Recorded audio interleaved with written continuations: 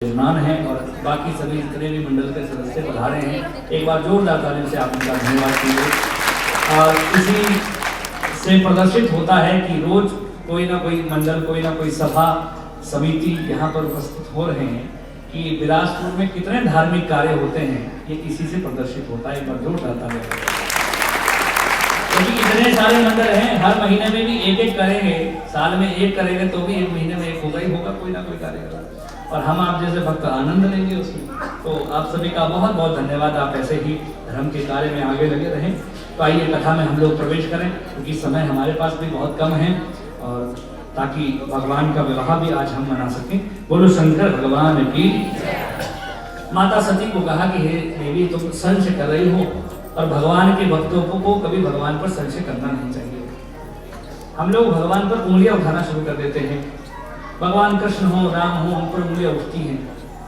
भगवान कृष्ण के विषय में कह दिया जाता है कि 16,108 रानियां हैं, एक दो हम विवाह कर लेंगे तो कौन सी बड़ी बात हो जाएगी। भगवान शंकर के लिए कह दिया जाता है कि वो भांग ग्रहण करते हैं तो हम लोग कर लेंगे तो कौन सी बड़ी बात हो जाती है। मतलब कहने का अर्थ है कि अपनी तुलना जो है वो हम लोग भगवान से करना शुरू कर देते हैं। और इंसान और भगवान बराबर कैसे हो सकता है? वो ईश्वर है, और जो भगवान ने रचा है वो बिल्कुल श्रेष्ठ है, उसमें कभी संशय ना करें। जो भगवान ने लीला कर दी वो श्रेष्ठ है, क्योंकि वो भगवान है, वो कुछ भी कर सकते हैं, उन पर कभी संशय ना हो। एक व्यक्ति था, वो भगवान पर हमेशा संशय करता था। भगवान ने ये ठीक नहीं किया, ये ठीक नहीं किया, ये ठीक नहीं किया, मैं भगवान होता तो ऐसा करता। एक दिन एक बगीचे में पहुंचा, आम का बड़ा सा पेड़ था, और उस बड़े से आम के पेड़ में छोटे छोटे आम लगे हैं। कहता है अगर मैं भगवान होता ना तो इस बड़े से आम के पेड़ में बड़े बड़े आम लगाता। तरबूज का पौधा देखा, छोटा सा तरबूज का पौधा, उसमें बड़े बड़े तरबूज। मैं भगवान होता ना तो छोटे से तरबूज के पौधे में छोटे छोटे तरबूज लगाता, और बड़े आम के पेड़ में बड़ा आम लगाता। भगवान कितना मूर्ख है कि बड़े में छोटा लगाया, छोटे में बड़ा लगाया। अब गर्मी बहुत थी, आम के नीचे सो गया, और जैसे सोआ तो नींद आई, थोड़ी सी हवा चली, ऊपर से आम गिरा और सीधा नाक पर लगा। जैसे ही नाक पर लगा तो खड़े होकर हाथ जोड़कर कहने लगा कि प्रभु बड़ी कृपा है, समझ गया कि इतने बड़े आम में छोटे छोटे आम को लगाए। अगर कहीं बड़ा सा आम होता तो हो गया होता राम नाम सत्य। इसलिए भगवान के भक्तों को भगवान की लीला पर संशय नहीं करना चाहिए। जो ईश्वर ने कर दिया वो बड़ा श्रेष्ठ है, आनंद लो उनकी लीला का। माता सती ने संशय किया, भगवान ने कहा तुम्हारे मन में संदेह है, जाओ परीक्षा लो। कहती आप भी चलो। भगवान महादेव कहते मैं क्यों चलूं? संशय किसके मन में है? तुम्हारे मन में। भाई ठीक है, पति पत्नी इकट्ठे खाना खाते होंगे, इकट्ठे रहते होंगे, परंतु अगर पति बीमार हो तो ये तो नहीं कि पति बीमार है तो पत्नी को बोलो कि चलो तू भी इंजेक्शन लगा के। भाई जिसको बीमारी है सो दवाई का ट्रीटमेंट उसका हो, मेरा क्यों? महादेव कहते तुमको बीमारी है, तुम बीमार हो, तुम जाओ।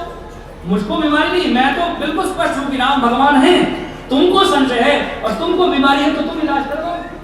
माता सती वहां से गई, सीता जी का स्वरूप बनाया, सभी कथा जानते हैं। सीता जी का स्वरूप बनाकर परीक्षा ली। माता भगवान राम ने कह दिया कहाँ वृषकेतु, कहाँ है धर्मराज, भगवान महादेव कहाँ है? तुम उनकी पत्नी हो और यहाँ ऐसे घूम रही हो? घर अच्छे घर की स्त्रियां ऐसे नहीं घूमती। जैसे यूं कहा तो सती समझ गई कि पहचान गए। वापिस मुड़ी, नेत्र बंद कर लिए, और नेत्र बंद कर चारों तरफ राम ही राम दिखते हैं। जब वापिस होने लगी तो भगवान महादेव के पास आई, और महादेव ने पूछा कि देवी परीक्षा ली?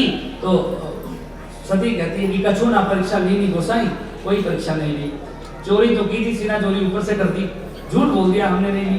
भगवान महादेव ने देखा सती गई तो थी, मेरे कहने पर नहीं मानी, ऐसे कैसे वापिस आ गई? ध्यान लगाकर देखा तो समझ गए कि सती ने सीता का स्वरूप बनाया, और सीता मेरी माँ है। भगवान महादेव कहते हैं मेरी माँ है, और मेरी माँ का स्वरूप बनाया। तो मन ही मन में संकल्प कर दिया कि जिस शरीर ने आज मेरी माँ का स्वरूप बनाया है, आज मैं संकल्प करता हूँ आज के बाद इस सती के शरीर से मेरे कभी भेंट नहीं होगी। जैसे ही यूं कहा तो आकाशवाणी कहती है भगवान महादेव आपका वचन सत्य हो। सती पूछती है कि प्रभु आपने ऐसा कौन सा वचन किया? भगवान महादेव कुछ उत्तर नहीं देते। वापिस गए कैलाश में जाकर 87,000 वर्ष तक भगवान ने तपस्या की। वापिस उठे और सती समझ गई कि भगवान महादेव ने मेरा त्याग कर दिया है। राजा दक्ष ने भगवान महादेव को अपने प्रजापति बनने पर सारे देवताओं को अपने यज्ञ में बुलाया।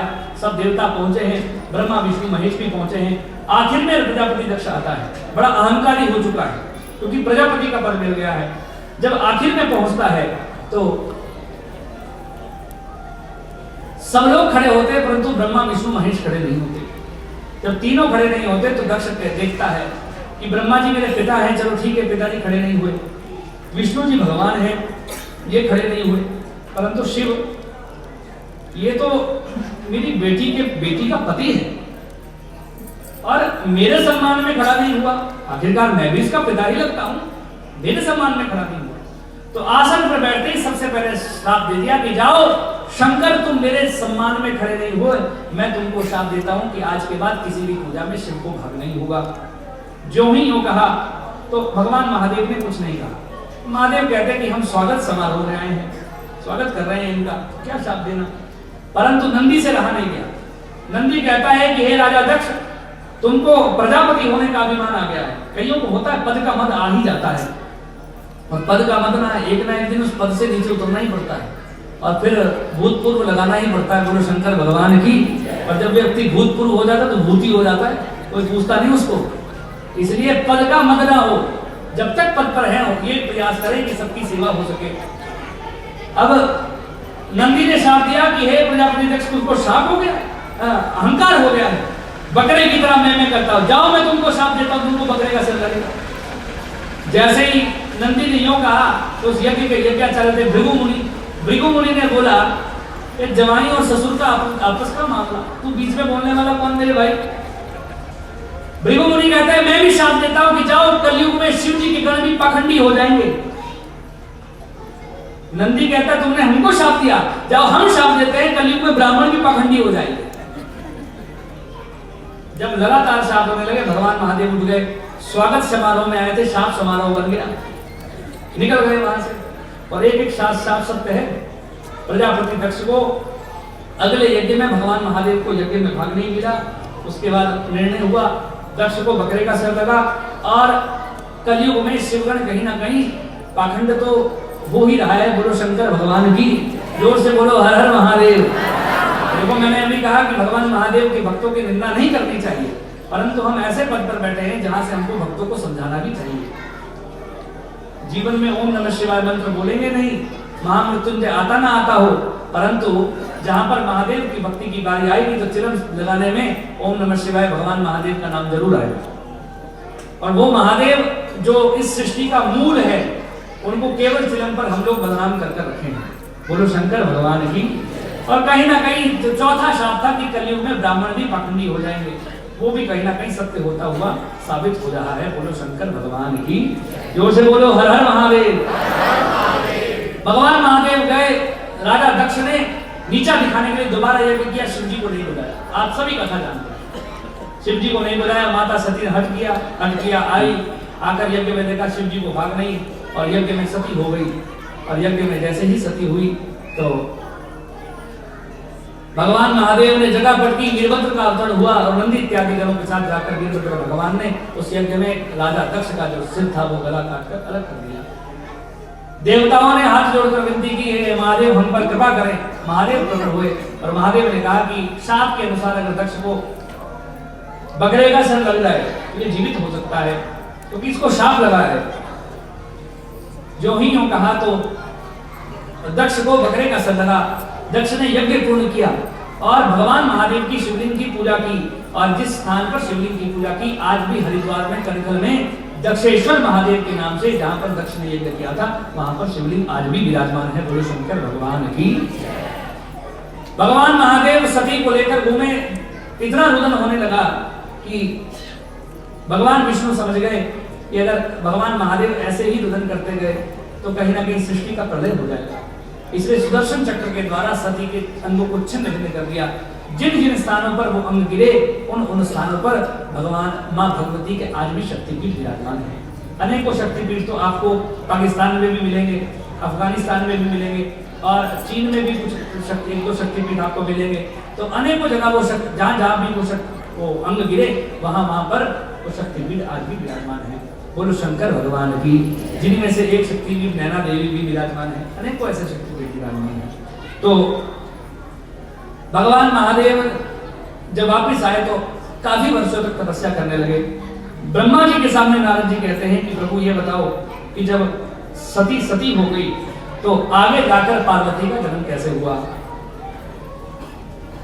ब्रह्मा जी कहते हैं कि हे नारद, सती और भगवान भोलेनाथ अलग नहीं हैं, एक ही, और एक ही है, अलग नहीं हुए हैं। सती और भगवान महादेव तो ऐसे हैं जैसे दूध और जल की मित्रता हो, इन दोनों में तो ऐसी मित्रता है, और इन दोनों की मित्रता की तरह पति पत्नी की मित्रता भी होनी चाहिए। बोलो शंकर भगवान की। एक बार थोड़ा आराम से बोलो हर हर महादेव। ऐसा नहीं, थोड़ा हाथ नीचे रखकर ही बोलो हर हर महादेव, उल्टा ही कर रहे हो। दोनों हाथ उठाकर बोलो हर हर महादेव, ऐसे उठाने चाहिए। जब हाथ उठेंगे तभी भगवान भोलेनाथ हर हर करेंगे। अच्छा, हाथ उठाए इसलिए जाते हैं, मानो आप सभी रेगिस्तान में हो और अकेले फंसे हो, चारों तरफ रेत ही रेत, पता नहीं जाना कहाँ है, और ऊपर से हेलीकॉप्टर जा रहा हो, तो आप ऐसे बोलोगे कि भाई साहब रुक जा, फंसा हूं, रोक ले, तो शायद नजर पड़ भी जाए। बिल्कुल वैसे ही हम भी भवसागर रूपी रेगिस्तान में पड़े हैं और ऊपर मेरे महादेव बैठे हैं, और अगर यहाँ से बोलेंगे कि प्रभु यहाँ फंसे हैं, यहाँ से निकाल दो, आप तो हाथ उठाकर बोल रहे हैं, शरणागत हो रहे हैं, अगर ये दोनों उठ गए तो निश्चित है भगवान महादेव हम पर कृपा जरूर कर देंगे। बोलो शंकर भगवान की। इसलिए भगवान का जब भी जयकारा लगे तो हमको दोनों हाथ उठाना चाहिए, ये शरणागत भक्ति है, बहुत जरूरी है दोनों हाथ उठाना। ब्रह्मा जी कहते हैं कि हे नारद, भगवान महादेव और सती की मित्रता तो बहुत दिव्य है, ये दोनों से एक दूसरे से दूर नहीं हो सकते। दूध और पानी की मित्रता आपको पता है कितनी गहरी है कि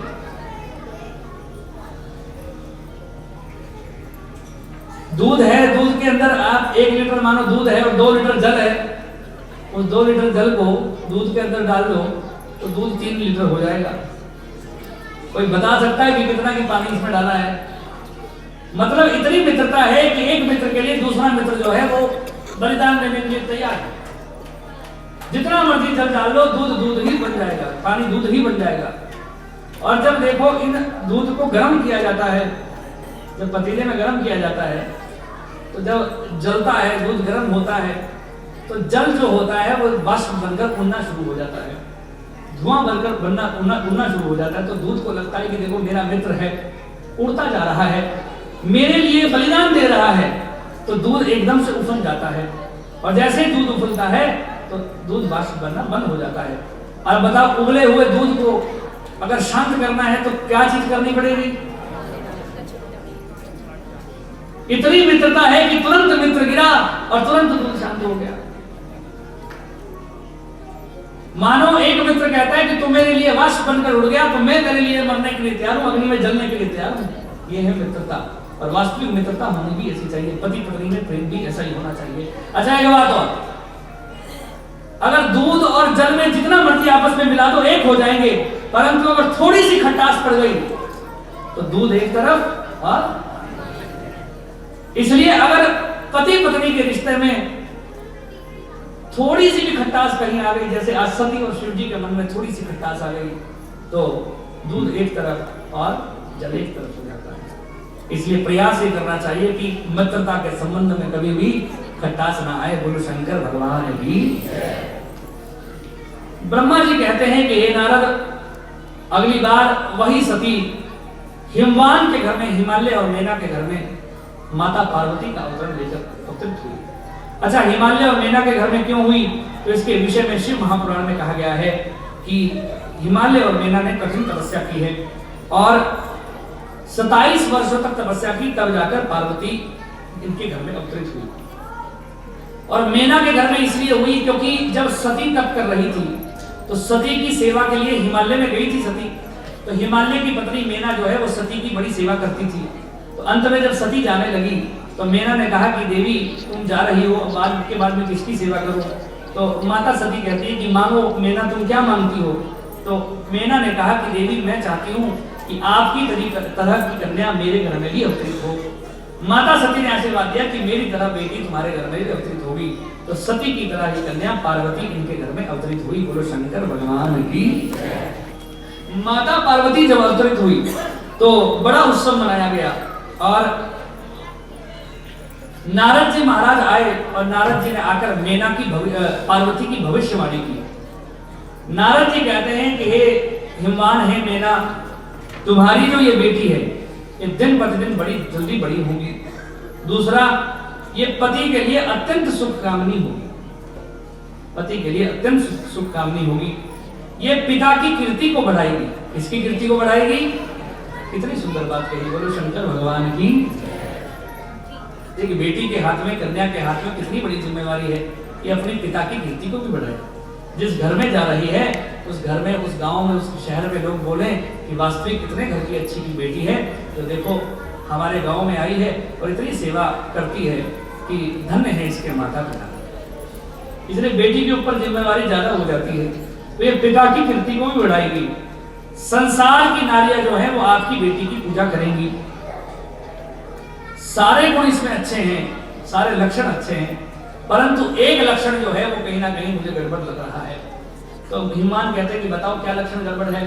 तो कहा जाता है कि नारद जी कहते हैं कि बाकी सब ठीक है, एक लक्षण ये है कि इसका जो पति होगा वो थोड़ा सा नंग धड़ंग, निष्काम, जिसका ना माँ होगा ना पिता होगा, और अमंगल वेशधारी होगा, बागंबर पहनने वाला होगा, भस्म लगाने वाला होगा, ऐसा इसका पति होगा। तो इनके पिता, माता पिता दोनों चिंतित हो जाते हैं कि महाराज ये एक अवगुण ही सारे गुणों पर पानी फेर रहा है, कुछ ऐसा बताओ कि जिससे ये हो जाए कि इसका ये जो अवगुण है ये नाश हो जाए।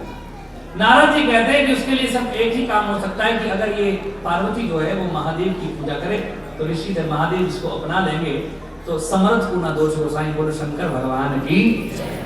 महादेव अपना ले तो सब कुछ हो सकता है।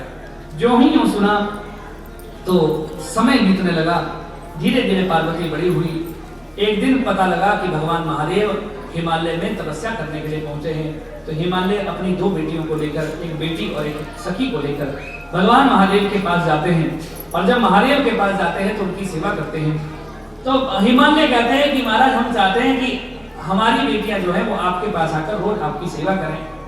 महादेव कहते हैं कि हे हिमालय, आप सेवा करें तो कोई दिक्कत नहीं है, परंतु आपकी जो बेटियां हैं आप कल से इनको सेवा के लिए मत लाना। जैसे ही यूं सुना तो माता पार्वती हाथ जोड़कर कहती है कि प्रभु क्या हमसे कोई गलती हो गई जो आप ऐसा कह रहे हैं। भगवान महादेव कहते हैं कि हे देवी, शास्त्रों में स्त्री को माया का रूप दिया गया है और मैं नहीं चाहता कि तुम दोनों यहाँ पर आओ। हिमालय आए हमारी सेवा करे तो हमको कोई नहीं, लोकाचार और विद्वानों के कारण मैं सही नहीं समझता। जैसे ही यूं कहा तो माता पार्वती कहती है चकित होकर कि हे प्रभु, ये आप कैसी बात कर रहे हैं?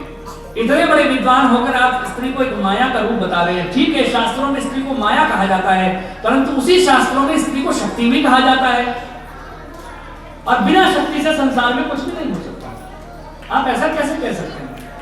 भगवान महादेव कहते हैं हंसते हुए कि हे देवी, मैं बिना शक्ति से उत्कृष्ट देवता हूँ, बिना शक्ति से शक्ति का प्रलय भी, सृष्टि का प्रलय भी कर सकता हूँ। माता सती कहती है कि प्रभु, आप जो ये बात भी कह रहे हैं ना, ये भी शक्ति है, बिना शक्ति से आप बात भी नहीं कह सकते। इसलिए शक्ति से ही संसार में सब कुछ हो रहा है।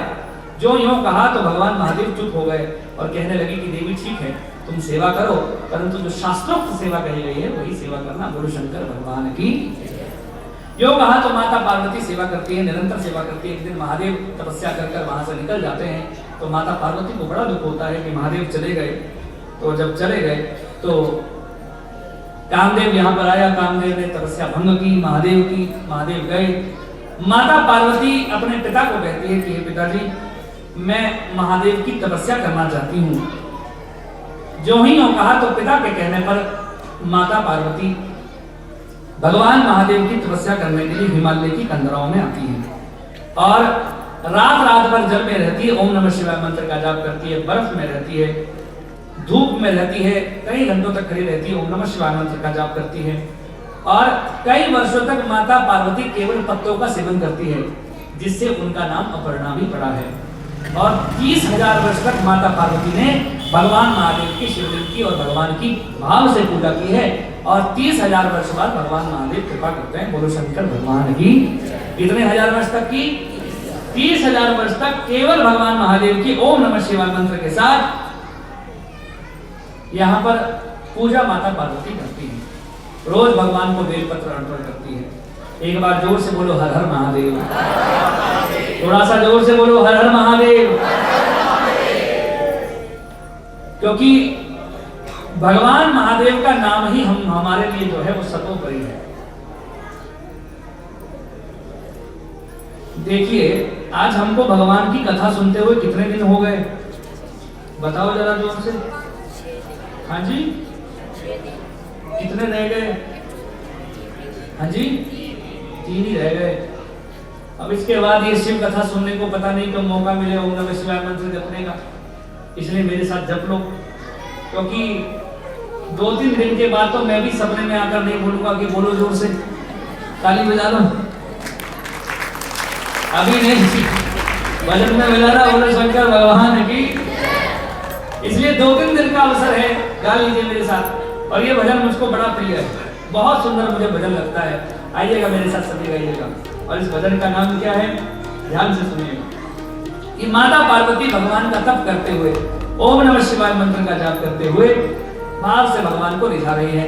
आइए हम भी भगवान महादेव को कहते हैं कि प्रभु हम भी इस शिव महापुराण को शिवलिंग समझकर इतने दिनों से आपकी कथा सुन रहे हैं और इस पर रोज प्रणाम कर रहे हैं, आप हम पर कृपा कीजिए।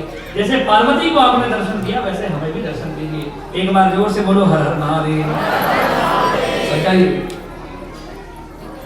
ओ जपले शिव का नाम प्यारे, जपले शिव का नाम, जपले शिव का नाम प्यारे, जपले शिव का। अगर कितने भक्तगण हैं जिन्होंने पहले भजन सुना है कोई? एक माता जी है, 2, 3, बड़ा सुंदर भजन है। आइए मेरे साथ गाइएगा। महादेव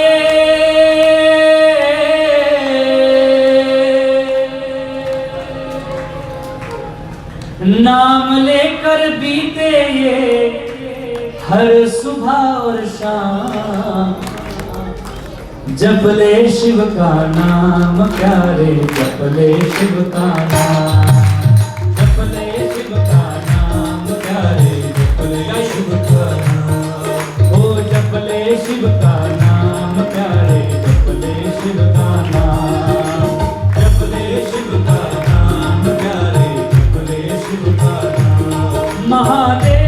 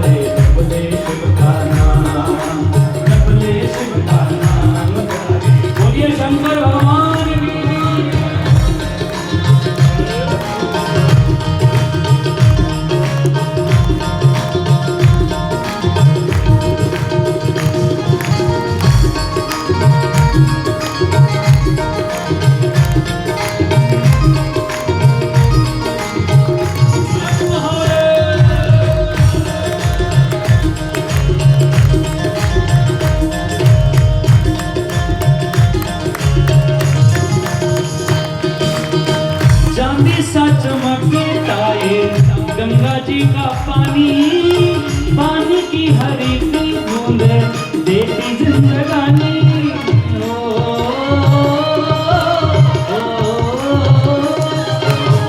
चांदी सा चमकता है गंगा जी का पानी, पानी की हर एक बूंद देती जिंदगानी। अंबर से बरसे जमीन पे मिले, नीर के बिना तो भैया काम ना चले।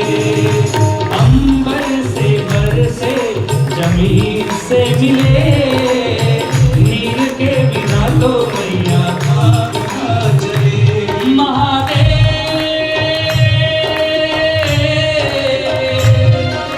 नाम लेकर बीते ये हर सुबह और शाम, जपले शिव का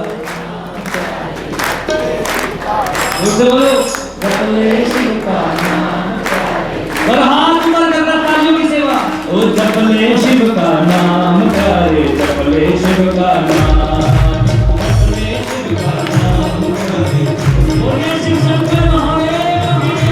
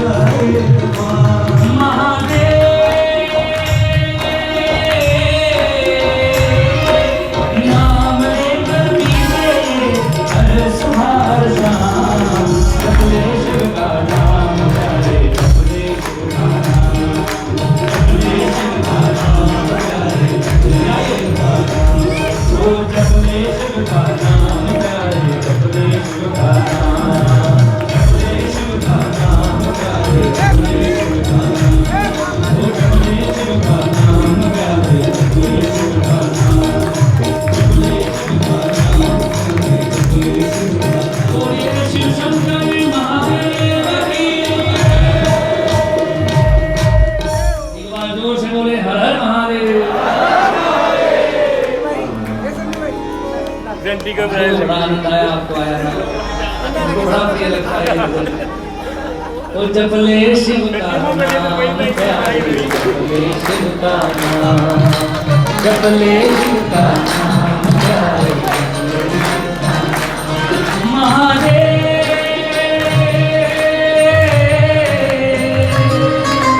नाम लेकर बीते ये हर सुबह और शाम, जपले शिव का नाम, जपले शिव का नाम, जपले शिव का नाम प्यारे। बिलासपुर वाले बड़ा अच्छा गाने लगे हैं, 5-6 दिनों में बड़ा अच्छा प्रभाव पड़ा है।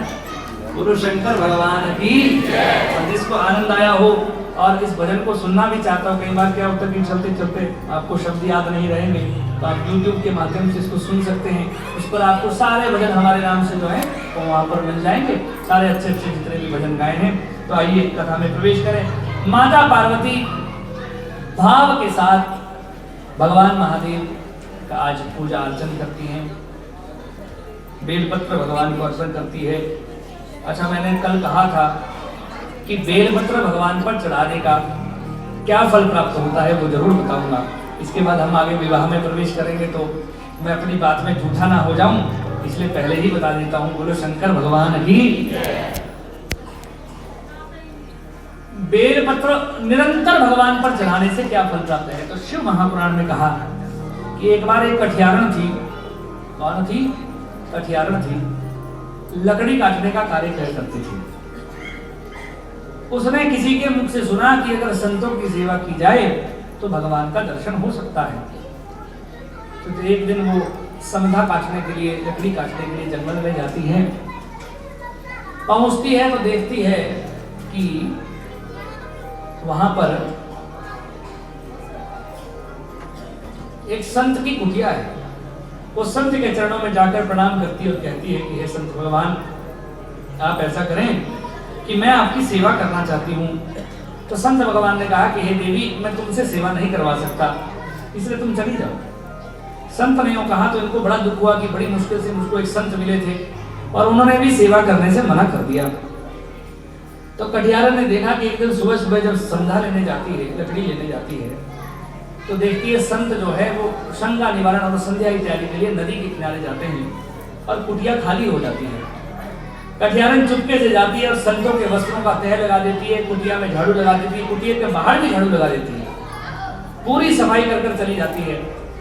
अब जब संत वापस आते हैं तो वो देखते हैं कि मेरी कुटिया में सारी साफ सफाई बढ़िया हुई है। उन्होंने सोचा होगा कोई किसी ने कर दी होगी। कटियारन ने देखा कि ये बढ़िया चीज है, संत को पता न लगे और सेवा में करूं तो मुझको सेवा मिल जाएगी। वो रोज ऐसा करने लगे। एक दिन संत को संशय हुआ कि ये है कौन जो ऐसी सेवा करता है। तो निकले और निकलकर एक वृक्ष के पीछे छिप गए और जैसे ही वृक्ष के पीछे छिपे तो कटियारन आई और सेवा करने लगी। तो संत ने पकड़ लिया। संत ने कहा कि हे देवी, मैंने तुमको पहले ही मना किया था कि सेवा नहीं करनी है, तुम ऐसा क्यों कर रही हो? तो वो कहती है कि प्रभु, शास्त्र मैंने संतों के मुख से सुना है कि संतों की सेवा करने से भगवान की प्राप्ति हो जाती है, तो मैं ईश्वर को जानना चाहती हूँ। संत ने कहा कि देवी, तुम मेरी सेवा तो ना करो, परंतु मैं तुमको एक उपाय बताता हूँ। वो उपाय तुम करना तो निश्चित है भगवान तुम पर कृपा करेंगे। संत ने कहा कि देवी, तुम रोज जंगल आती हो, बेलपत्र ले जाना और बेलपत्र भगवान महादेव को रोज अर्पण करना। तो देवी पूछती है कि प्रभु उससे क्या फल है? तो संत कहते हैं कि देवी, अगर तुमने वर्ष भर तक बेलपत्र भगवान को अर्पण कर दिए तो तुमको 100 अश्वमेध यज्ञ का फल प्राप्त होगा। वो कहते हैं ठीक है प्रभु। समय बीतने लगा, कटियारन आनंदित हो गए कि ये बढ़िया है, संत ने कह दिया बेलपत्र भगवान को अर्पण करने से कृपा हो जाएगी।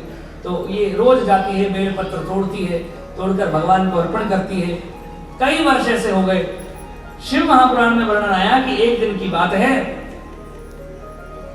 उस राज्य का जो राजा है उसका बेटा जो है वो बीमार हो जाता है। और जब बीमार होता है तो वहां पर जितने वैद्य होते हैं कोई बचा नहीं पाता है।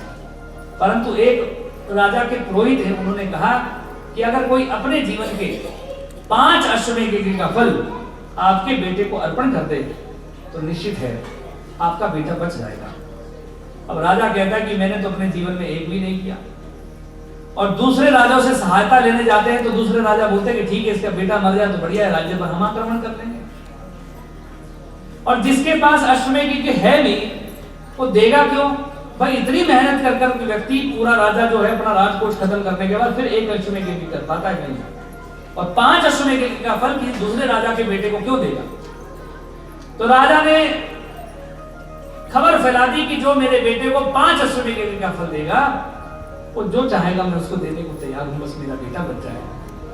ये खबर कटियारन को पता लगी और कटियारन सोचती है कि संतों ने कहा था कि अगर वर्ष भर तक बेलपत्र भगवान को अर्पण किए जाए तो 100 अश्वमेध यज्ञ का फल मिलेगा, और इससे बढ़िया मौका नहीं है परीक्षा लेने का। कटियारन सीधे राज्य पहुंचती है। सैनिकों ने रोका, कहां जा रही हो? मैं अपने अश्वमेध यज्ञ का फल राजा के बेटे को देना चाहती हूँ। तो सारे सैनिक हंसते हैं कि देखो हमारे राजा ने तो अश्वमेध यज्ञ फल नहीं किए, और ये देखो ये कटियारन जो है अपने को बताती है। परंतु राजा ने कहा कोई भी आवे तो आने दे। अंदर गई तो राजा ने भी पूछा, देवी तुम अश्वमेध यज्ञ का फल लेने आई हो? हाँ महाराज देने आई हूँ। कितने अश्वमेध यज्ञ तुम्हारे पास हैं?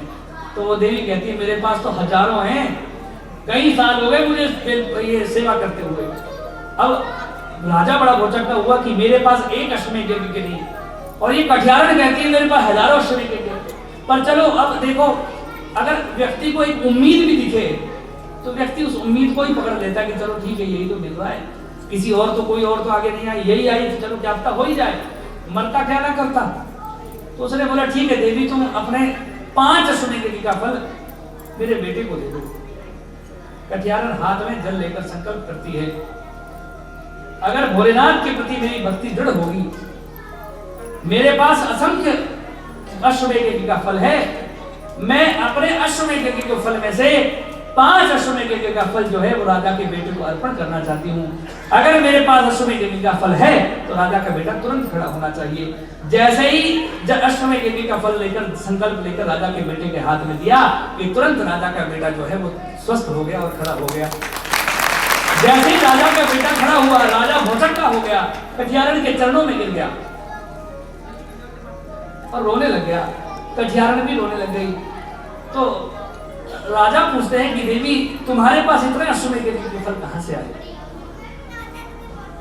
तो कटियारन कहती है कि प्रभु क्या बताऊं, मैं तो परीक्षा लेने आई थी, परंतु मुझसे बड़ा मूर्ख कौन है। भगवान की इतनी सेवा कर कर भी मेरे मन में संशय हो गया कि क्या अश्वमेध का फल नहीं है। मैं समझ गई मेरे पास बहुत सारे अश्वमेध का फल है, धन्य हो गई, धन्य हो गई। राजा पूछते हैं कि प्रभु बताओ ऐसा क्यों, कैसे हुआ? तो कटियारन पूरी बात बताती है कि बेलपत्र भगवान पर इतना चढ़ाने से अश्वमेध की प्राप्ति होती है। जैसे ही कहा तो राजा ने घोषणा कर दी कि आज के बाद मेरे राज्य में सभी के घर में भगवान महादेव का शिवालय और शिवलिंग निर्मित होगा, शिवलिंग होगा, और रोज अपने घर से रोज बेलपत्र तोड़कर भगवान महादेव को अर्पण करेंगे, ये मेरा आदेश। इसलिए भगवान महादेव पर बेलपत्र चढ़ाने की महत्ता जो है वो ज्यादा बढ़ जाती है। अच्छा एक बात और, बेलपत्र आया कहां से? अब ये भी बहुत बड़ा प्रश्न हो जाता है। कहा जाता है बेलपत्र भगवान महादेव ने ही माता लक्ष्मी को दिया है। कथा आती है कि एक समय भगवान विष्णु और लक्ष्मी जी में झगड़ा हो जाता है। अब झगड़ा इतना बढ़ गया कि लक्ष्मी जी अपने पिताजी के पास चली गई। लक्ष्मी जी के पिताजी कौन है? समुद्र। समुद्र से लक्ष्मी निकली है ना, 14 रत्नों में लक्ष्मी एक रत्न है। तो समुद्र वापिस चली गई। अब समुद्र वापिस गई तो 2-4 दिन तो रही, पर 10-15 दिनों के बाद लक्ष्मी को यह लगा कि मुझे वापिस भगवान के पास जाना चाहिए, परंतु भगवान लेने नहीं आ रहे हैं। अब मैं क्या करूं कि भगवान मुझको लेने आए? बोलो शंकर भगवान की। अब होता है भाइयों बहनों में लड़ाई जब हो जाती है तो माताएं अपनी बहन जाकर बैठ जाती है, परंतु याद रखना 2-4 दिन को तो सुख लगता है, परंतु थोड़े दिन बाद वही जो भाभियां जो अपनी प्रिय होती है वही आंख दिखाना शुरू करती है कि भागो यहाँ से। लक्ष्मी जी ने देखा थोड़े दिन तो बढ़िया था, परंतु थोड़े दिन बाद लगा कि ये तो कुछ गड़बड़ हो रहा है। इसलिए याद रखना जब विवाह हो गया तो जितना सुख अपने पति के घर में है उतना सुख कहीं भी नहीं है। बोलो शंकर भगवान की। जोर से बजाओ ताली। सोचते हैं कि हमारे माता पिता के घर में बड़ा सुख होगा, परंतु ऐसा नहीं है। थोड़े दिन बाद माता पिता रखते हैं, थोड़ा प्रेम रखते हैं, परंतु थोड़े दिन बाद फिर गड़बड़ कहीं ना कहीं हो जाता है। दीपक जी क्या हो गया? जाओ थोड़ी देर, 15 मिनट की बात रहेगी। बोलो शंकर भगवान की। हाँ, आना अपनी मर्जी का और जाना जाना हमारी मर्जी का, ऐसा नहीं जाने देंगे। जोर से बोलो हर हर महादेव। देखो व्यक्ति तिहाड़ जेल से भाग सकता है पर प्रेम की रस्सियों से नहीं भाग सकता। तिहाड़ जेल से भाग सकता है, आसान है भागना, परंतु जब प्रेम किसी के साथ हो जाए ना और ये भाव किसी के साथ जुड़ जाए, आप लोगों के साथ भाव जुड़ गया तो हम भाग सकते हैं, ऐसे नहीं भाग सकते। बोलो शंकर भगवान की। इसलिए थोड़ी देर बैठिए, 15 मिनट की बाद भगवान महादेव का विवाह मना कर जाना। अब माता लक्ष्मी ने सोचा कि अब क्या करूं, तो नारद जी को बुलाया कि जाओ भगवान को बोलो कि आओ लेने। भगवान नारद जी गए तो भगवान को कहा कि बोलो प्रभु कि आप जाओ लक्ष्मी जी को लेने। भगवान कहते हम तो जाए, अपनी मर्जी से गए तो अपनी मर्जी से वापिस आए। अब ना लक्ष्मी जी झुके ना विष्णु जी झुके। अब झुकना जरूरी है भाई, एक पक्ष तो कम से कम झुके। अब नारद जी ने क्या किया कि ब्रह्मा जी को इकट्ठा कर लिया। ब्रह्मा जी को बोला कि चलो, शिव जी हो गए, एक पंच तो जरूरी ही है, वैसे मौके पर पंच आ जाते हैं, प्रधान आ जाते हैं। एक नारद जी हो गए, एक ब्रह्मा जी हो गए, एक हो गए शिव जी हो गए, एक कुबेर जी हो गए, एक इंद्र जी हो गए, 5 हैं। अब जब पांचों चलने लगे तो ब्रह्माणी ने मना कर दिया ब्रह्मा जी को, उन दोनों के झगड़ों में तुम बोलने वाले कौन हो भाई, वापिस आ जाओ। ब्रह्मा जी वापिस आ गए। इंद्राणी ने इंद्र को बोला, कुबेर रानी ने कुबेर को बोला, और माता ने शंकर जी को बोला। उनका झगड़ा तुम बीच में क्यों? अब नारद जी के हैं नहीं, अकेले रह गए। तो नारद जी गए और माता लक्ष्मी को बोला कि ऐसा करो, भगवान महादेव की पूजा करो तो निश्चित ही महादेव कृपा करेंगे। जैसे ही यूं कहा तो उसी समय महादेव प्रकट हुए और महादेव ने एक बेल पत्र का वृक्ष जो है वो माता लक्ष्मी को दिया। इस बेल पत्र को तुम रोज शिवलिंग के ऊपर चढ़ाना। माता लक्ष्मी रोज बेल पत्र को भगवान महादेव के ऊपर अर्पण करती हैं और अर्पण कर कर जब पूजा करती है तो एकदम से भगवान महादेव प्रसन्न होते हैं और साथ में भगवान विष्णु को लेकर प्रकट हो जाते हैं। बोलो शंकर भगवान की। जैसे ही प्रकट हुए तो भगवान विष्णु कहते हैं कि चलो लक्ष्मी अपने नगर चलते हैं। तो माता लक्ष्मी कहती है कि हे प्रभु, आप मुझ पर कृपा करें हैं महादेव। तो महादेव कहते हैं कि देवी, आज के बाद तुम लक्ष्मी नहीं, आज के बाद तुम महालक्ष्मी कहलाओगी। और जब तुम महालक्ष्मी कहलाओगी तो मेरा एक निवेदन है कि जो महादेव के भक्त होंगे उन पर तुम हमेशा मेहरबान रहना। बोलो शंकर भगवान की। तो महालक्ष्मी कहती है कि प्रभु, अगर महादेव के भक्त शिवलिंग के ऊपर बेलपत्र अर्पण करेंगे तो उन पर लक्ष्मी मेहरबान नहीं होगी, मेरा वचन है उन पर महालक्ष्मी मेहरबान होगी। इसलिए अगर महालक्ष्मी से लक्ष्मी चाहते हो तो बेलपत्र भगवान महादेव को अर्पण हमको करना चाहिए। बोलो शंकर भगवान की। श्रावण मास में महालक्ष्मी ने जो है वो भगवान की बेलपत्र से पूजा की, इसलिए श्रावण महीने में जो है महादेव की पूजा विशेष मानी जाती है और बेलपत्र भगवान को अर्पण किया जाता है। अच्छा, वर्णन ये आ जाता है कि कैसा बेलपत्र जो है वो भगवान महादेव को अर्पण करना चाहिए। त्रिदलम त्रिगुणाकारम त्रिनेत्रम च त्रयायुधम त्रिजन्म पाप संहारम एक बिल्वम शिवार्पणम। अगर भगवान महादेव पर एक बेलपत्र चढ़ा दिया जाए तो कितने जन्मों के पाप, 3 जन्मों के जो पाप हैं वो नष्ट हो जाते हैं। बोलो शंकर भगवान की। बेलपत्र में कितने पत्ते होते हैं? देखो अब कहा गया जो 3 पत्र हैं, इन 3 पत्र में जो सबसे ऊंचे वाला जो पत्र है वो भगवान महादेव का स्वरूप है। जो 2 पत्र बगल में हैं वो ब्रह्मा और विष्णु का, 3 देवता हैं, 3 ही पत्र हैं। अब कहा गया कि बेल पत्र में 33 कोटि देवता जो हैं वो विराजमान रहते हैं।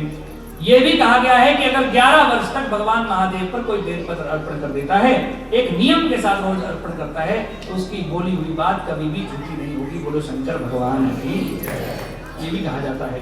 परंतु बेलपत्र चढ़ाने का नियम, बेलपत्र तोड़े, बेलपत्र कहीं से भी टूटा हुआ, फटा हुआ, कटा हुआ नहीं होना चाहिए। कैसा नहीं होना चाहिए? कटा फटा हुआ नहीं होना चाहिए। बेलपत्र का पत्ता टूटा हुआ नहीं होना चाहिए। और जब भगवान पर बेलपत्र अर्पण करें तो बेलपत्र का जो चिकना वाला भाग है वो भगवान पर चढ़ाना चाहिए।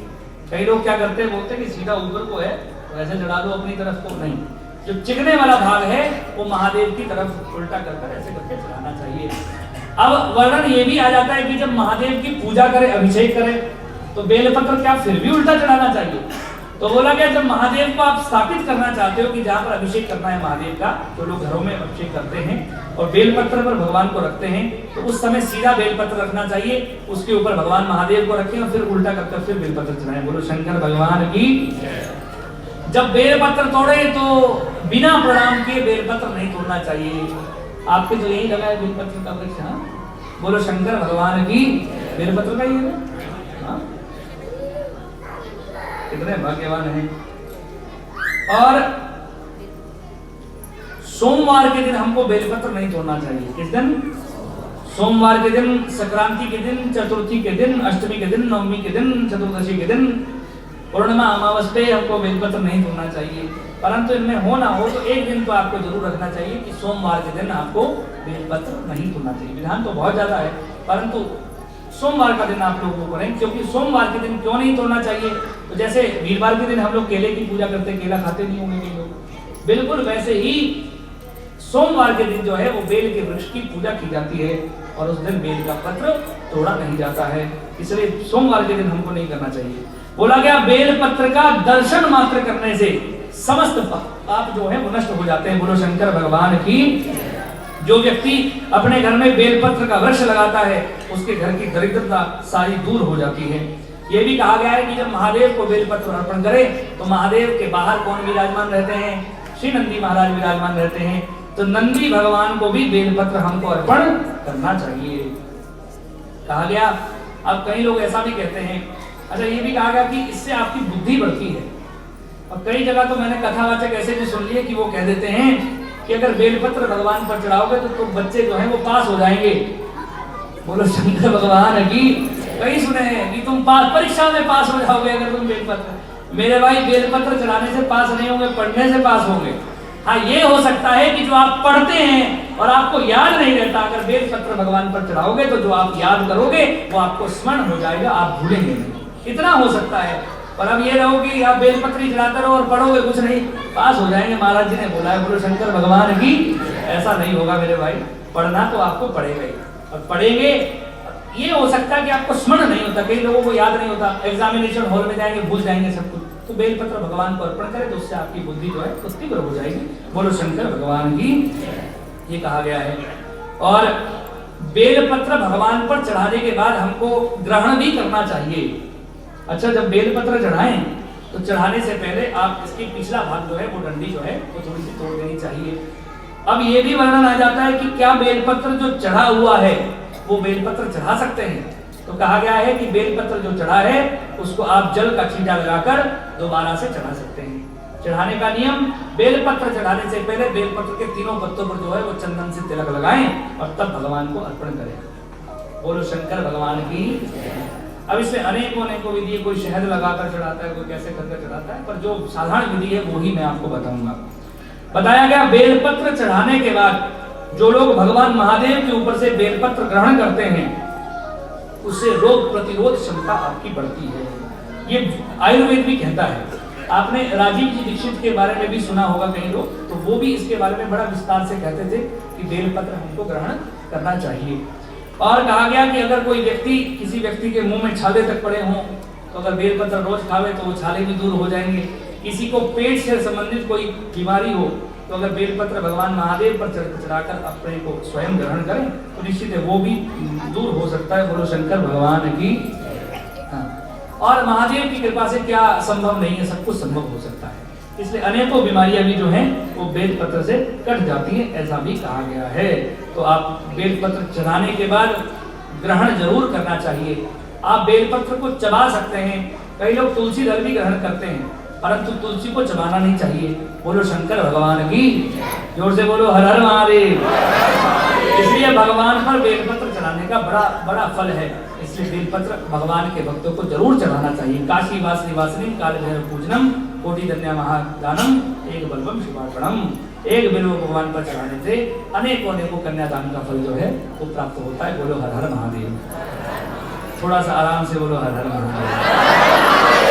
अच्छा, अब चहल पहल शुरू हो गई कि महाराज हो गए 10:30, जल्दी करो, हो गया काम। हाँ, तो हमको पता लग जाता है जब चहल पहल शुरू हो गई तो समझो वो करो। तो माता पार्वती ने भगवान का कठिन तप किया, 30,000 वर्ष तक भगवान की सेवा की। भगवान महादेव ने के सामने विष्णु जी गए, उन्होंने कहा कि जाओ पार्वती के साथ विवाह करो। भगवान ने कहा पहले परीक्षा लेनी तो परीक्षा ले लो। सप्तऋषियों को भेजा परीक्षा लेने। सप्तऋषि गए, उन्होंने कहा कि बताओ पार्वती तुम किसकी तपस्या कर रहे हो? तो पार्वती जी कहते कि महाराज जल में दीवार खड़ा करने का प्रयास कर रहे हो। कहा मैं पार्वती और कहा महादेव, उनको पाना चाहती हूँ। किसने बताया? नारद जी ने बताया कि भगवान भोलेनाथ की पूजा करो। सप्तऋषि कहता है वो नारद तो पाखंडी है, अपने को बड़ा पंडित मानता है, कहाँ शिव जी के चक्कर में पड़ रही हो। ऐसा करो तुम्हारा विवाह हम विष्णु जी के साथ करते हैं। शिव जी के पास कुछ नहीं, शमशान का निवासी है, बागंबर पहना हुआ है, भस्म धारण करता रहता है, मुंडों की माला पहनी हुई है, कुछ नहीं है शिव जी के पास। ऐसा करो विष्णु से विवाह करो, सब कुछ है विष्णु के पास, तुम बोलो तो सही। जैसे ही कहा तो माता पार्वती जो हंस गई, उन्होंने कहा महाराज आपका कहना सत्य है, परंतु ये भी सत्य है कि विष्णु जी को जो कुछ दिया गया है वो महादेव ने ही दिया है। महादेव के पास सब कुछ है, क्या नहीं है महादेव के पास। इसलिए मैं महादेव के साथ ही विवाह करना चाहती हूँ। जो मेरे गुरुजी ने कहा वो बिल्कुल सत्य है। जो यूँ कहा तो सप्तऋषि आशीर्वाद देते कि ठीक है, तुम्हारी परीक्षा हम ले रहे थे, महादेव जरूर तुमको अपनाएंगे। इसके बाद वर्णन आया कि महादेव स्वयं आए एक साधु के रूप में दोबारा परीक्षा लेने पहुंचते, ब्राह्मण साधु के रूप में आए, भगवान शिव की निंदा करने लगे, अपनी निंदा करने लगे। और जब निंदा करने लगे तो माता पार्वती ने कहा कि प्रभु आप यहाँ से चले जाएं, अन्यथा भगवान महादेव की निंदा आपको नहीं करनी चाहिए। जो ही यूं कहा तो माता पार्वती के सामने भगवान महादेव का रघुवर कहने लगे मैं तुमको जरूर अपनाऊंगा। यूं कहने पर जब आशीर्वाद हो गया, माता पार्वती वापस गई, हिमालय मैना को बात कही, सप्तऋषि गए, जाकर विवाह का प्रस्ताव रखा और भगवान के साथ माता पार्वती का विवाह जो है उसका विधिवत जो है वो विवाह की तैयारियां होने लगी। बोलो शंकर भगवान की। लगन पत्रिका जो है वो हिमालय को भेजी गई। हिमालय को जब लगन पत्रिका भेजी गई तो भगवान की विवाह जो है वो विधिवत होने के लिए तैयारियां होने लगी। बोलो शंकर भगवान की। एक बार जोर से बोलो हर हर महादेव। सारे देवता विचार करते हैं कि अब निश्चित है भगवान का विवाह होगा तो आनंद तो होगा ही होगा। तो आइए हम सभी भगवान के विवाह में प्रवेश करते हैं। लगन पत्रिका इत्यादि बनी तो विवाह निश्चित किया गया। माता पार्वती प्रसन्न है, भगवान महादेव प्रसन्न है। सारे देवता विधिवत तैयार होकर अपने गणों के साथ भगवान महादेव के कैलाश में पहुंचते हैं और देखते हैं महादेव वैसे ही कैलाश में बैठे हैं, बिल्कुल तैयार नहीं है। देवता कहते हैं कि प्रभु चलो विवाह में नहीं जाएंगे, दूल्हा आप हैं तैयार नहीं है। महादेव कहते हैं हे देवताओं हम तो ऐसे ही जाएंगे, जैसे हैं सो वैसे ही जाएंगे। विष्णु जी ने कहा प्रभु चलो जैसे हैं ऐसे ही चलो, तो चलो तो सही। तो भगवान कहते हैं कि हम जाएंगे तो हमारे भूत प्रेत भी साथ में जाएंगे। अब विष्णु जी समझ गए कि अगर भूत प्रेत साथ में जाएंगे तो गड़बड़ हो जाएगी और दूल्हा सबसे आगे चलता है। और दूल्हा जब सबसे आगे चलेगा तो लोग डरेंगे कि ऐसा दूल्हा हमने पहले नहीं देखा। तो विष्णु जी ने कहा कि प्रभु तो तब भी तैयार तो हो जाओ। भगवान ने कहा चलो कोई बात नहीं, तैयार हो जाओ। भगवान तैयार होने लगे। एक भूत कहता है कि प्रभु अभी ताजा ताजा बागंबर लाया है, ओढ़ लो। भगवान ने बागंबर ओढ़ा। अब जगत के दूल्हा तो खूब पाउडर इत्यादि करते हैं भाई। एक भूत कहता है कि प्रभु अभी अभी सीता की ताजी ताजी राख लेकर आया हूं, लपेट लो। भगवान ने भस्म लपेट ली। लपेट कर जगत का दूल्हा माला भी पहनता है। भगवान ने बोला हम भी माला पहनेंगे। मुंडों की माला धारण कर दी और सर्प नाक को लटका दिया। जगत का दूल्हा मुकुट भी धारण करता है। भगवान ने जटाएं बांधे, मुकुट हो गया। जगत का दूल्हा मोर पंख भी धारण करता है। भगवान ने चंदा मामा को जो है वो सजा लिया। अब कहा गया कि जगत का दूल्हा जो है वो तलवार भी हाथ में लेकर जाता है भाई। तो भगवान ने त्रिशूल हाथ में ले लिया, डमरू सजा लिया और विधिवत तैयार होकर आज भगवान जो है वो बारात के लिए तैयार हुए। और जब तैयार हुए तो विष्णु जी कहते हैं कि प्रभु आप सबसे आखिर में चलना, हम आगे चलेंगे। भगवान ने कहा ठीक है। आगे आगे इंद्र चलते हैं और इंद्र का परिकर चलता है हंसते हुए। उससे पीछे विष्णु जी चलते हैं अपने परिकर को लेकर, सारे परिकर चलते हैं। आखिर में भगवान महादेव बसते हैं। अब जगत का दूल्हा घोड़े पर बैठता है तो भगवान ने बोला घोड़ा तो नहीं है, चलो नंदी है। नंदी ने बोला चलो हमको अनुमति मिल गई। नंदी पर भगवान बैठे। परंतु जब सब आगे बढ़ने लगे भगवान ने देखा सबका परिकर जा रहा है, मेरा परिकर नहीं जा रहा है। क्यों नहीं जाएगा?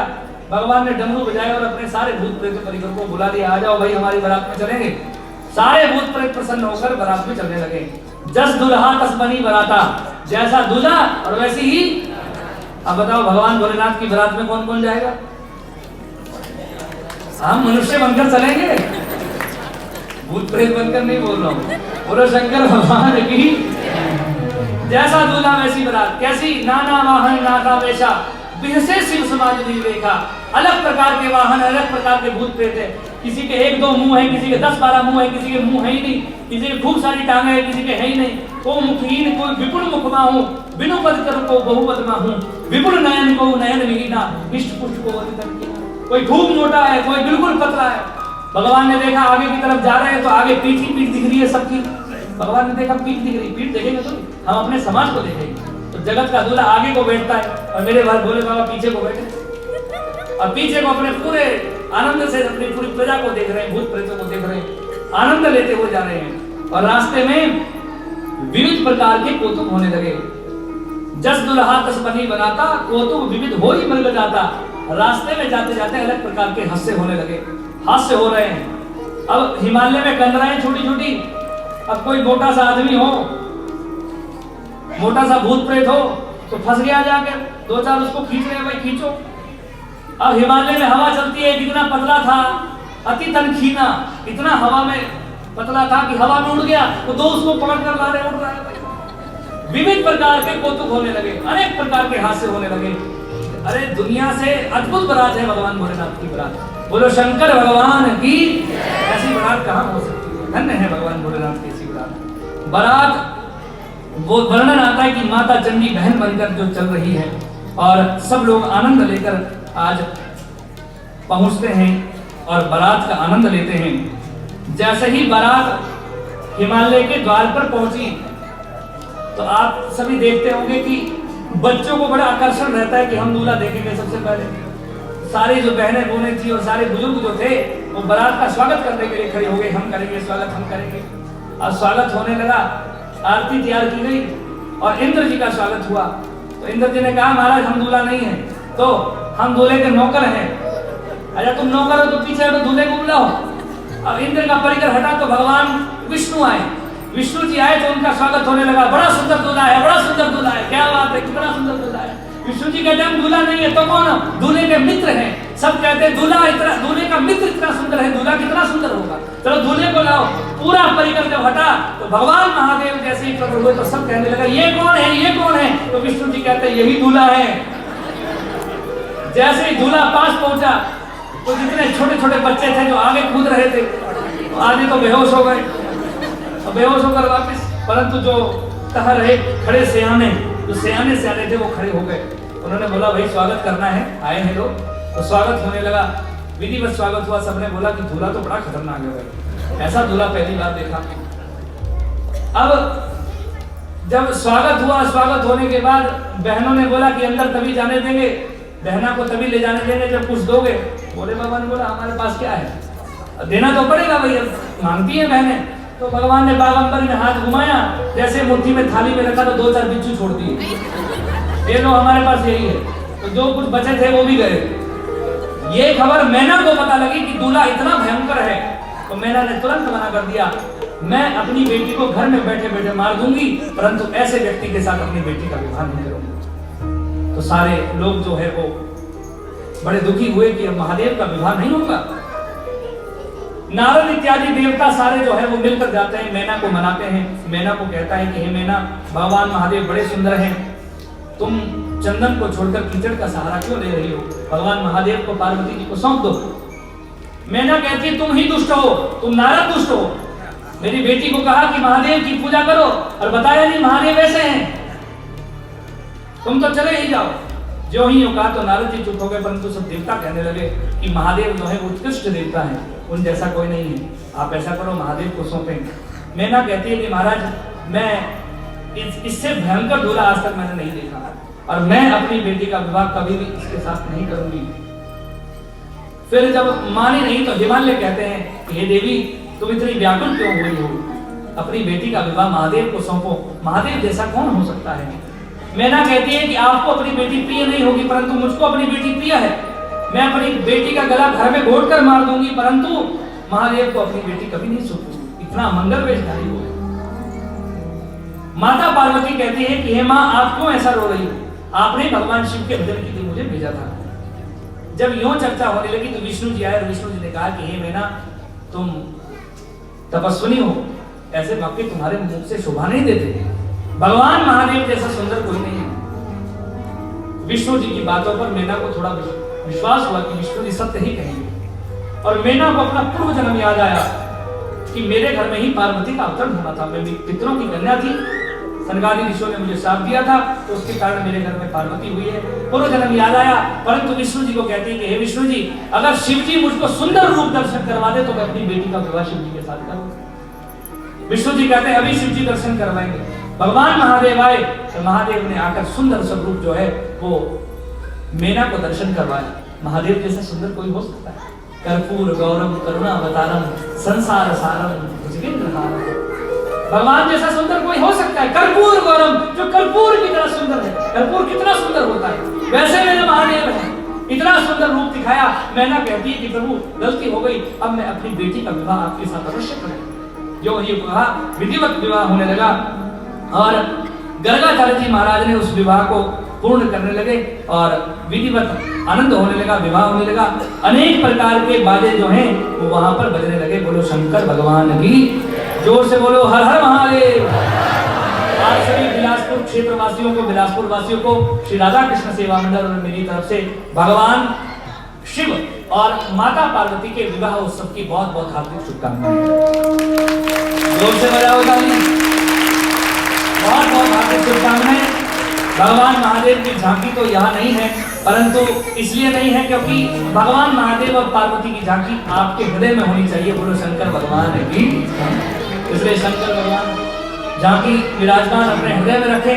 आप सभी को विवाह की बहुत बहुत हार्दिक शुभकामनाएं। जैसे भगवान का विवाह हम यहाँ पर मनाएंगे, ऐसे आपके घरों में भी खूब विवाह आनंद होता रहे। कल यहाँ पर जो कथा होगी, भगवान के शेष विवाह का वर्णन, पतिव्रत धर्म का वर्णन, लंका भगवान द्वारा निर्माण होना,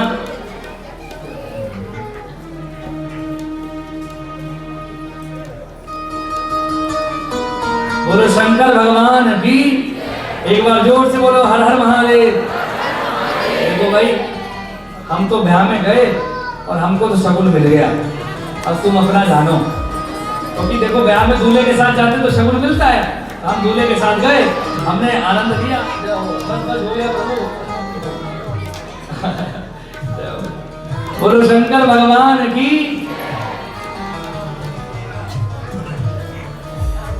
तो आप सभी को बहुत बहुत हार्दिक शुभकामनाएं भगवान महादेव के विवाह उत्सव की। और कल के सत्र में भगवान के आगे वंश का वर्णन, कार्तिकेय जी, गणेश जी और भगवान का कुमारखंड का वर्णन और भगवान ने किन किन के साथ युद्ध किया उसका वर्णन हम कल के सत्र में करेंगे।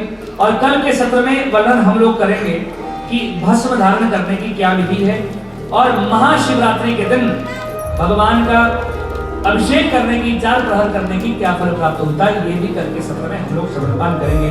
परसों के दिन 3 ही दिन रहे ना, परसों के दिन जो है हम यहाँ पर युद्धखंड का शेष वर्णन और ज्योतिर्लिंगों की कथा परसों के दिन हम लोग श्रवणपान करेंगे। कौन से ज्योतिर्लिंग जाकर क्या क्या फल प्राप्त होता है वो, और रुद्राक्ष धारण करने की क्या विधि, कितना मुखी रुद्राक्ष होता है, कितना मुखी धारण करना चाहिए, ये परसों के दिन श्रवणपान करेंगे। और उससे अगले दिन जो है शेष जो भी शिव पुराण की कथाएं हैं वो हम लोग यहाँ पर वर्णन करेंगे। बोलो शंकर भगवान की। एक बार जोर से बोले हर हर महादेव। और एक बार राधा कृष्ण सेवा मंडल के लिए जोरदार तालियों की सेवा भाव। और जो लोग इस कथा का लाइव प्रसारण भी हमारे चैनल के माध्यम से देख रहे हैं उनका भी हम बहुत बहुत हार्दिक धन्यवाद करते हैं। और महादेव के विवाह में हम सभी लोग आइए सभी भाव से चलते हैं और महादेव का विवाह भी हम सभी भाव से मनाएंगे। परंतु उससे पूर्व मैं आप सभी को आगामी कथाएं बताना चाहता हूँ। बोलो शंकर भगवान की। क्योंकि आज संख्या में आप काफी लोग हैं तो आनंद आप कथाओं का लें। अगली कथा जो है वो 10 अप्रैल से 17 अप्रैल तक श्रीमद् भागवत कथा मंडी सुंदरनगर नैर चौक में है। आपके रिश्तेदार कोई हो तो बोले, और अगर आप लाइव देखना चाहते हैं तो लाइव भी देखें। उसके बाद 18 अप्रैल से 24 अप्रैल तक श्री रेणुका जी में श्रीमद् भागवत कथा, और 25 अप्रैल से इस स्थान पर हम लगभग 9वीं लगातार हमारी कथा है। बोलो शंकर भगवान की। 9 साल लगातार हो गए महाराज जी कथा करवाते हैं। 25 अप्रैल से 1 मई आपके निकट सैनवाला कालाम के पास यहाँ पर श्रीमद् भागवत कथा, यहाँ तो आप लोग आ ही सकते हैं। 3 मई से 9 मई तक नाहन में श्रीमद् भागवत महापुराण का आयोजन हो रहा है, यहाँ भी आप लोग जरूर पहुंचे। 12 मई से 18 मई लाइव इसका प्रसारण सुने। शिलोंग मेघालय से श्रीमद् भागवत महापुराण का आयोजन। 23 मई से 29 मई तक जो कथा है वो कंडाघाट में श्रीमद् भागवत कथा का आयोजन, और 30 मई से 6 जून तक जो है वो मंडी में श्रीमद् भागवत कथा का आयोजन। आगे की कथाएं भी हैं, आप आगे चैनल पर सुन सकते हैं और देख सकते हैं। बोलो शंकर भगवान की। एक बार जोर से बोलो हर हर महादेव।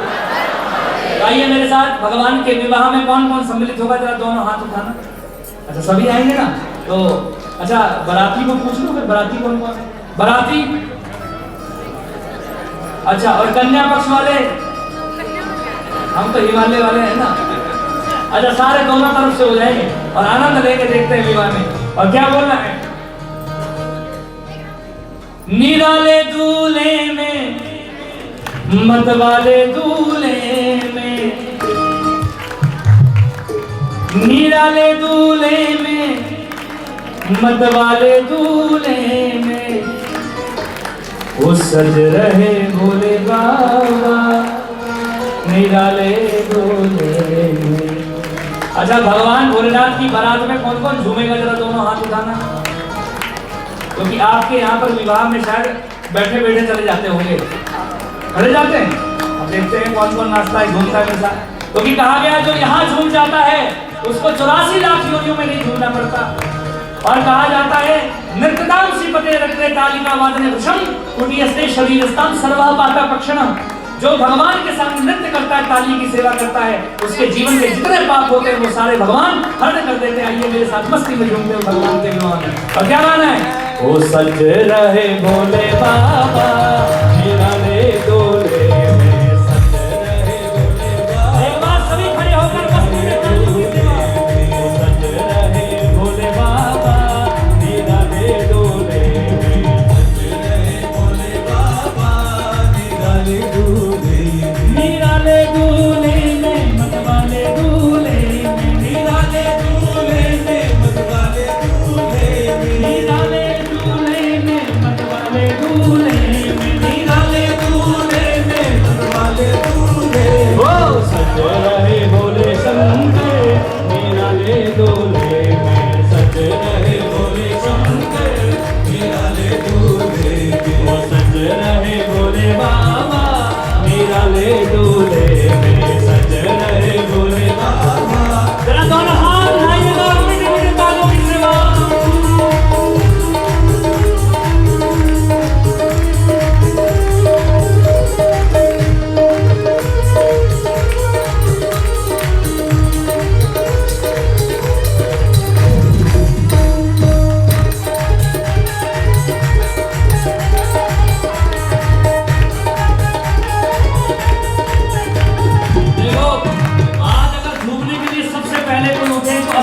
बुड्ढे बाबा उठे, क्योंकि पता है जगत ने बहुत रचाया है और भोले बाबा की सभा में आनंद में जो नाचता है उसको जगत नहीं रचा पाता। आइएगा। वो देखो भोले बाबा की अजब है शान, देखो भोले बाबा की अजब है शान, वो देखो भोले बाबा की अजब है शान, देखो भोले बाबा की अजब है शान। चले हैं संग लेकर के भूतों की बारात, चले हैं संग लेकर के भूतों की बारात, ओ चले हैं संग लेकर के भूतों की बारात, चले हैं संग लेकर के भूतों की बारात। ओ सज रहे भोले बाबा निराले दूल्हे में, सज रहे भोले बाबा निराले दूल्हे, ओ सज रहे भोले शंकर निराले दूल्हे में, सज रहे भोले शंकर। बोलो शंकर भगवान की।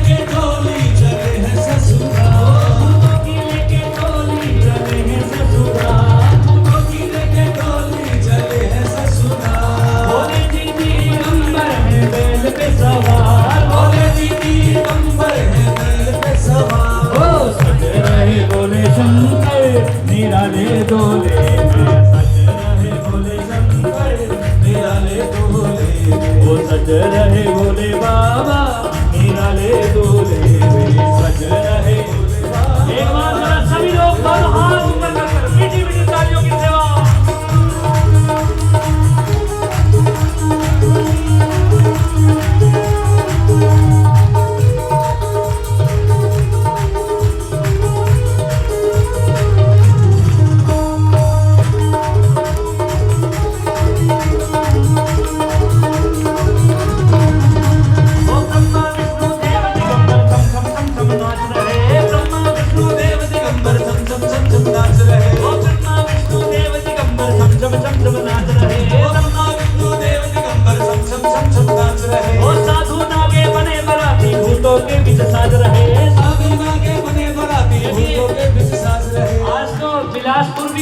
सुनने से कम नहीं लग रहा है, ऐसा लग रहा है कि बारात यही पहुंची है।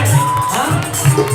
ओ साधु नागे बने बराती भूतों के बीच नाच रहे, साधु नागे बने बराती भूतों के बीच नाच रहे। ओ सज रहे बोले शंकर निराले डोले में, सज रहे बोले शंकर निराले डोले में, सज रहे बोले बाबा निराले डोले में, सज रहे बोले बाबा निराले डोले में, निराले डोले में मतवाले डोले में, निराले डोले में मतवाले डोले में, निराले डोले में मतवाले डोले में, निराले डोले में मतवाले डोले में। बोलो शंकर भगवान की।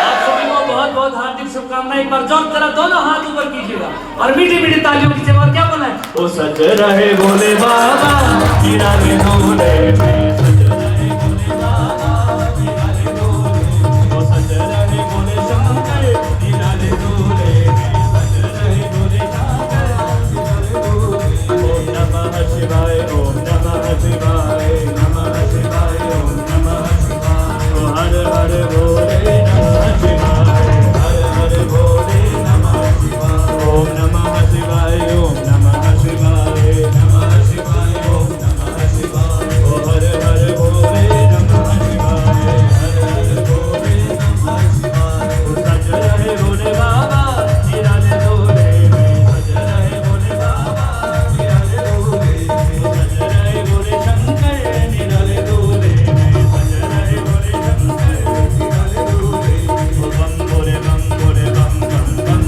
बम भोले बम भोले बम बम बम, बम भोले बम भोले बम बम बम, बम भोले बम भोले बम।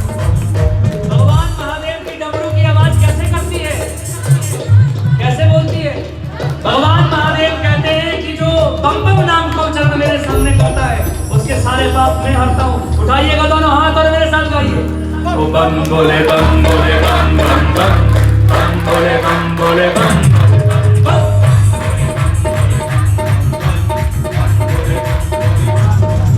ओ यही वो तंत्र है, यही वो मंत्र है, यही वो मंत्र है, यही वो तंत्र है। प्रेम से जपोगे तो सारे गम। बम बोले बम बोले बम बम बम, बम बोले बम बोले बम बम बम, बम बोले बम बोले बम बम, बम बोले बम बोले बम बम बम, बम बोले बम बोले बम बम, बम बोले बम बोले बम बम बम, बम बोले बम बोले बम बम बम, बम बोले बम बोले बम। बोलिए शिव शंकर महादेव की, पार्वती मैया की, शिव महापुराण की, काली मैया की, राधा कृष्ण सेवा मंडल की, और आप सभी भक्तों की, नाचने वालों की, झूमने वालों की, आज के आनंद की। नमः पार्वती पते हर हर महादेव। आइए आप सभी को विवाह की बहुत बहुत हार्दिक शुभकामनाएं। मेरे भैया ने मुझको फरमाइश की, परंतु आरती के बाद वो फरमाइश गा देंगे, क्योंकि उस भजन में थोड़ा सा मुझको दिक्कत होती है तो मैं नहीं गा पाऊंगा। बोलो शंकर भगवान है की। हमने विवाह का भैया बोल रहे थे कि बोले की बरात गली गज के सारे ने बंग पी थी, वो मैं नहीं गा पाऊंगा क्योंकि वो मुझको अच्छा नहीं, वो थोड़ा सा है। बोलो शंकर भगवान की। आरती के बाद भैया गाएंगे तो कोई बात नहीं, आप लोग आरती का आनंद कोई और सा गा दो बेशक। हाँ कोई बात नहीं, अभी सभी लोग आरती का आनंद लें, उसके बाद फिर सब क्योंकि समय अधिक हो चुका है। बोलो शंकर भगवान की। एक बार जोर से बोलो हर हर महादेव। मैं आप सभी की आस्था समझता हूँ, क्योंकि आप सभी लोग खड़े हो चुके हैं तो बैठने का नाम बिलासपुर वाले नहीं लेंगे, तो आइए सभी आरती का आनंद लें। बोले शंकर महादेव की जय। तो मैं निवेदन करूंगा आज के जो मुख्य यजमान हैं, कृपया आप आरती के लिए आगे आ जाएं और सभी हमारे साथ आरती का चिंतन करेंगे और सभी आरती के पश्चात प्रसाद जरूर लेकर के जाएं। और आप सब इस कथा का लाइव प्रसारण भी YouTube के माध्यम से देख सकते हैं। आप सभी YouTube में वीरेश मैत्रेय जी के नाम सर्च करें, आपको यह कथा वहां पर उपलब्ध होगी। और आइए सभी आरती का चिंतन करेंगे। ओम श्री ज्वालामालिने नमो नमः। ओम चंद्रमा मनसो जातः चक्षुः सूर्यो अजायत श्रोत्रार्वायुष्य प्राणस्य मुखादग्निरजायत। बोले शंकर महादेव की। शिव पुराण शिव जी की आरती कीजिए, शिव चरणों में ध्यान अपना दीजिए। शिव पुराण शिव जी की आरती कीजिए, शिव चरणों में ध्यान अपना दीजिए। शिव पुराण शिव जी की आरती कीजिए, शिव चरणों में ध्यान अपना दीजिए। शिव पुराण शिव जी की आरती कीजिए, शिव चरणों में ध्यान अपना दीजिए। ये महाग्रंथ है शिव पुराण, सद्मार्ग दिखाने वाला, सब बिगड़ी बनाने वाला। ये महाग्रंथ है शिव पुराण, सद्मार्ग दिखाने वाला, सब बिगड़ी बनाने वाला, सब बिगड़ी बनाने वाला, सब बिगड़ी बनाने वाला। सुनते सुजान करते हैं पान, सुनते सुजान करते हैं पान। शिव अमृत रस को पीजिए, शिव चरणों में ध्यान अपना दीजिए। शिव पुराण शिव जी की आरती कीजिए, शिव चरणों में ध्यान अपना दीजिए। 24,000 श्लोकों का सार ये पावन ग्रंथ कहाए, शिव की महिमा बतलाए। 24,000 श्लोकों का सार ये पावन ग्रंथ कहाए, शिव की महिमा बतलाए। हो जा पुनीत विषयों को जीत, हो जा पुनीत विषयों को जीत, मनोवांछित फल सब लीजिए। शिव चरणों में ध्यान अपना दीजिए। शिव पुराण शिव जी की आरती कीजिए, शिव चरणों में ध्यान अपना दीजिए। शिव चरणों में ध्यान अपना दीजिए, शिव चरणों में ध्यान अपना दीजिए। कर्पूर गौरम करुणावतारम, संसार सारम भुजगेन्द्रहारम, प्रतापतुल्यं कल्याणविग्रहं भवानी सहितं नमामि। त्वमेव माता च पिता त्वमेव, त्वमेव बन्धो च सखा त्वमेव, त्वमेव विद्या प्रभुं त्वमेव, त्वमेव सर्वं मम देवदेव, त्वमेव सर्वं मम देवदेव, त्वमेव सर्वं मम देवदेव। ओम आरार्तिकं समर्पयामि जलेन शीतपुष्पेनैव वन्दित्वा देवाधिवात् आत्माधिवात् मन्त्रपुष्पाञ्जलिं वः। ओम जजनेन जनमय दन्त देवास्तानि धर्माणि प्रथमान्यः सन्नः तेह नाकं महिमानः सचन्द्र पूर्वे सात्याः सन्ति देवाः नाना सुगन्धि पुष्पाणि यथा कालधवमानि च पुष्पाञ्जलिर्मादत्तो गृहाणं परमेश्वरः दिव्य मंत्र पुष्पाञ्जलिं समर्पयामि। त्रिशंकर महादेव की जय हो, श्री श्री महापुराण की जय हो। आप सभी कृपया शांति बनाए